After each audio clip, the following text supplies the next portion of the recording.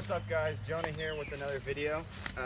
Today I'm going to be talking about my impression for the Malayan emergency from 1948 to 1960. My impression is of a British national serviceman around like early 1950s, prior to the introduction of the SLR. First we'll go over my uniform. We'll go from head to toe. First I have is my boonie cap, or they called it a jungle cap. It's a very bad reproduction of the 1944 pattern jungle cap. It does have the cracked two vent holes, but unfortunately for some reason it has these loops on it, but it does have the proper foliage loops. Next we have is my, what we'll just call my web gear, and I'll take it off. This is the 1944 pattern jungle web gear in the first pattern. Before, I think it was the 1970s is when they came out with the second pattern. It's the main front. They got two large pouches which can fit brand mags or any other weapons. Typically though, if they use the M1 carbine, they would use bandoliers and just have the belt. I have the my small jungle pack.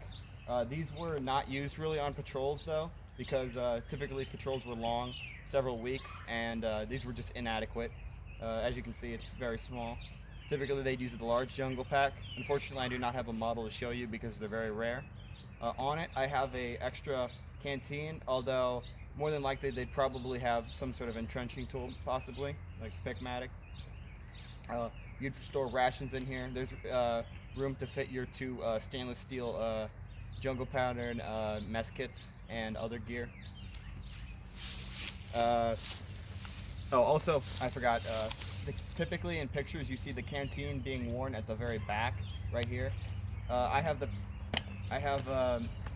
proper first pattern with the steel top, but unfortunately I do not have the canteen cup or the water treatment bag that would go inside. There's a little flap inside here for it. Also I have the proper yoke and webbing straps for attaching the belt and all that. Where the pack attaches is via these loops at the top. Just do that. Also the hardware is made of an anodized aluminum. You can see there's a rear view of the pack. It's got nice broad straps on it, and it's got a quick release system on it in order to facilitate easy removal, or easy way to remove stuff. It's a pretty decent pack, especially with these extra pouches on the side. Next, I think that's it for my the belt. The only real difference between this and a pattern 37 belt is it has these loops on the or what do you call it, the eyelets on there, so you can attach stuff. They copied the US frog system in order to they like the idea really. Also it has an the yokes are adjustable. There's a strap right here and it loops down there, and you can adjust the height, so depending on how tall you are. The belt's fairly comfortable, and they came in two sizes. I believe it was medium and large. And its belts are three-piece system. Now we'll go over my uniform. My uniform is based off the well, actually it's the pattern 50 tropical uniform. This is the actually I think there's only one model. There might have been a later model, but it's made of a Airtex cloth, which is got a nice like loose weave to facilitate breathing in the jungle. It's got the proper buttons on it. This is the 45th, I think, Infantry Division, based out of like Hong Kong, I think. It's got the two pockets for easy movement, and the two top pockets. I think.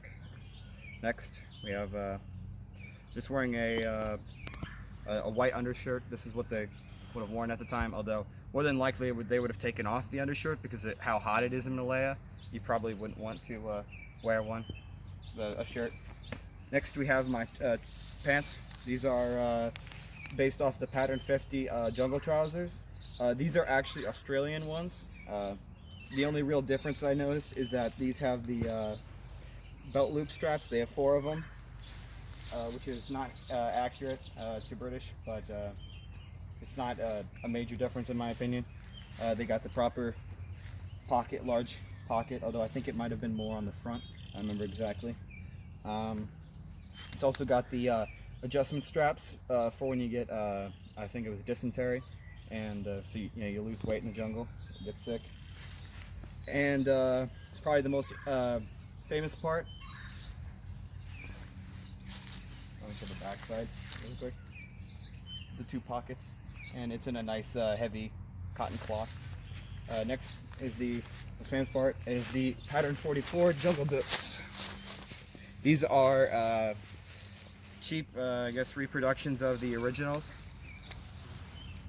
They have, they're in the correct greenish color, and they have the rubber.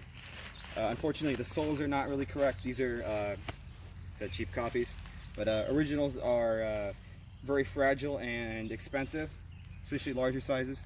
Real ones would have this would actually be made out of rubber instead of leather, and the sides and stuff would be a little bit different, but they give you the general idea. They also have the high. These are based off of the US pattern jungle boots from World War II. The average life expectancy of these boots was only 2 weeks during a jungle patrol, and so they were not really very well liked by the troops. Typically they'd get like hockey boots or something, made in Hong Kong. Anyway, that's it for the video. I hope you enjoyed it. Like, comment, subscribe, whatever you want to do. Thank you for watching.